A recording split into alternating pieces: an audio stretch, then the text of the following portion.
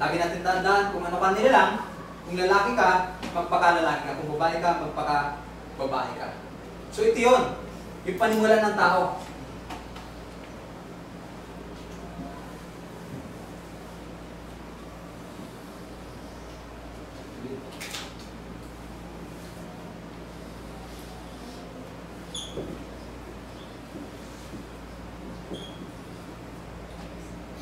Nung panimula, nilalang ng Diyos. Sabi rito sa Genesis 1:26-27 ay ganito. At sinabi ng Diyos, lalangin natin ang tao sa ating larawan, ayon sa ating wangis, at magkaroon sila ng kapangyarihan sa mga isda sa dagat, at sa mga ibon sa ipapawid, at sa mga hayop, at sa buong lupa, at sa bawat umuusad na nagsisiusad sa ibabaw ng lupa. Ang sabi sa 27, nilalang ng Diyos ang tao ayon sa kanyang larawan. Ayon sa larawan ng Diyos, siya nilalang niya sila na lalaki at babae. So, walang question dyan. Kung ano ka na nilalang, kung lalaki ka, magpakalalaki ka. Kung babae, magpakababae ka. Meron kasi akong kaibigan na na-encounter, lalaki ko siya. Nang sabi niya, bakit ako nilalang ng Diyos na ganito? Na malambot daw yung kanyang puso. Pero, sabi ko, nilalang ka na lalaki. Tunay po na nangyari yun eh.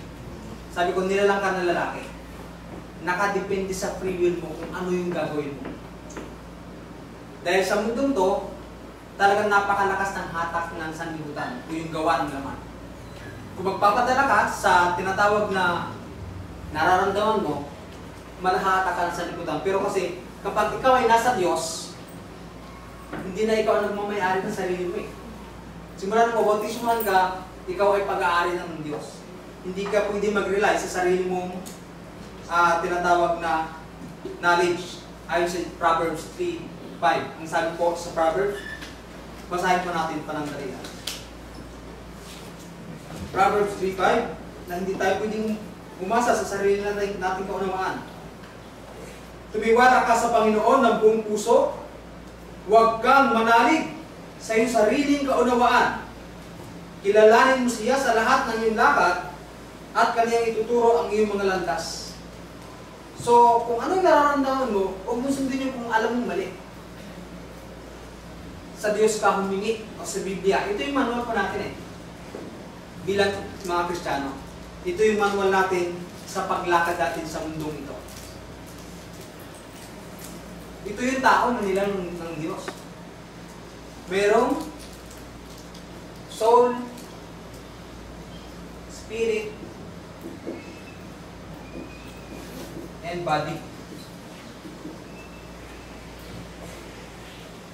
Pakabanalin kayong lubos ng Diyos din ng kapayapaan, at ang inyong espiritu, kaluluwa, at katawan ay ingatang buo ng walang kapintasan sa pagparito ng ating Panginoon Kristo.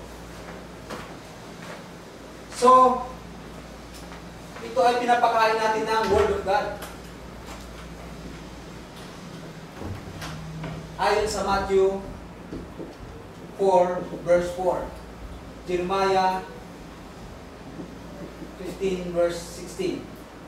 Nasabi doon, ang tao hindi lamang nabubuhay sa tinapay, kundi sa bawat salitang lumalabas sa bibig ng Diyos. Ang sabi sa Jeremiah 15:16, ang iyong salita ay tunay na pagkain. So ito yun. Paano siya napapakain? Yung ating pagkataong loob sa pamamagitan ng pagbabasa ng banal na kasulatan.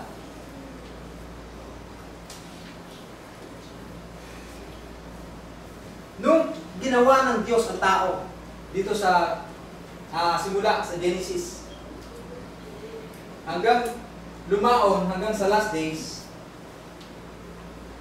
merong gagawin itong mga tao na ito na ginawa ng Diyos. Siyempre yung una dyan, sampahin siya. Kung naalala niyo po, naglagay ako ng note dyan, noong history sa Egypt, kaya sila inalis ng Diyos doon sa Egypto dahil hindi na sila nakakasampa sa Diyos. Kaya dinala sila ni Moises doon sa ilang. Tumawid sila sa dagat na pula At doon sila sumumpa. Kasi trabaho na sila ng trabaho po dito eh. Pwede nating dalhin yung pangyayari na ito sa panahon natin ngayon. Kung may mga kapatid tayo na puro trabaho na lang yung inaatupag natin, bigyan din naman natin ng time yung Diyos. Kasi meron tayong 6 days. Yung pag 7 days, yun lang ang ibibigay natin at ilalaan natin sa Diyos. 2 oras pa. Tapos minsan tinatamad pa tayo. Minsan parang inaantok pa. Ano po? Isang bagay na dapat gawin ng mga tao ay sambahin siya. Kalimutan kong ilagay yung talata. Acts, ayan, Hebrew 10:25. Huwag pa ubayan ng pagkakatipon at saka doon sa Acts chapter 20 verse 7. At ang unang araw ng Sanlinggo, nang kami nagkakapisan upang pagpuputol-putulin ng tinapay, si Pablo ay nangaral sa kanila na nag-aakalang umalis sa kinabukasan at tumagal ang kanyang pananalita hanggang sa hating gabi. At may maraming mga ilaw sa silid sa itaas na pangkatipunan nila. At may nakaupo sa durungawan ng isang binatang nagngangalang Eutiko na mahimbing ang pagkakatulog. At samantalang si Pablo ay nangangaral ng mahaba, palibas ay natutulog, ay nahulog buhat sa 3 grado at siya'y binuhat na patay. Nahulog po siya, paglagpak, patay. Pero binuhay po na Apostol Pablo ito nung bago siya umalis dahil siya po ay mangangaral papunta sa ibang lugar. So ito yun. Kailangan nating sambahin ang Diyos. Unang-una bilang tao na ginawa niya, ito yung isang duty natin, yung isang gawin natin. Pangalawa, sumunod at matakot sa Diyos. Ayon yan sa Ecclesiastes 12 verse 13. Ito ang wakas ng bagay. Lahat ay narinig. Ikaw ay matakot sa Diyos at sundin mo ang kanyang mga utos, sapagkat ito ang buong katungkulan ng tao. So bilang tao na kanyang nilalang, ito yung dapat natin gawin. Sumunod, matakot sa Diyos. Number 3, magag-ibigan o love one another. Lagi kong sinasama sa paksa ko ito dahil kahit si Apostol Pablo man, ng ating Panginoon Jesucristo man, yung siya ay nangangaral ko dito sa lupa, lagi niya sinasabi ito. Dahil parang ang hirap ibigay yung tinatawag na yung wagas na pag-ibig sa kapatid o lalo na sa kapag tayo ay nasa labas. Ano po? Para bang palaging kung may puot na nandito sa puso natin, parang napakahirap ibigay yung tinatawag na pag-ibig. Kung ibigin mo ang iyong kapwa na gaya ng sarili. Yun yung binabanggit ng mga preacher dati na paano nga kung kaaway mo? Paano mo siya iibigin? Pero kailangan po natin magpatawad eh. Talagang nagkakasala naman tayo. Nagkakaroon naman po talaga tayo, nagagalit naman po talaga tayo eh. Ayon sa Ephesians, kung hindi ako nagkakamali, 4:26. Kayong mga galit at huwag kayong mga kasala.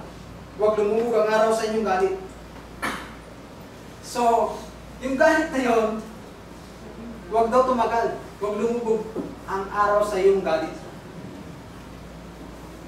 So, ibig sabihin, kailangan mo talagang i-apply sa sarili natin yung tinatawag na pagmamahal. Yan yung isa sa duty na inutos ng Diyos sa atin. Pang-apat, mga turuan at mga karalan. Colossians 3:16. Ang sabi po sa Colossians 3:16,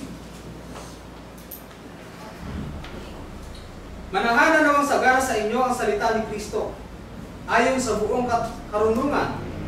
Kayong mga turuan, mga paalalahanan sa isa't isa, sa pamamagitan ng mga salmo at mga himno at mga awit na ukol sa Espiritu, na magsiawit kayong may biyaya sa inyong mga puso. 2 Timothy 3 verse 16.